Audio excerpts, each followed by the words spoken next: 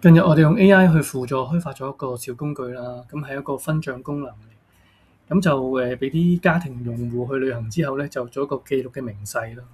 咁我而家講解翻佢點樣使用啦。咁首先你可以加翻啲人名上去啦，咁就係啦。加完人名之後咧，咁總共可能有4個家庭去咗旅行嘅。咁另外可能某個項目裏面你個日期啦，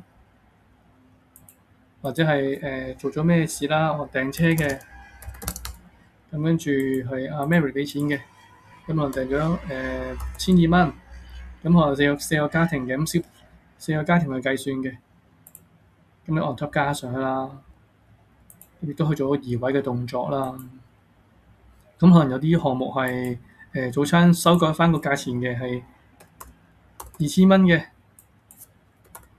咁亦都係帶小朋友去計算啦。小朋友我哋預設咗為0.5份啦。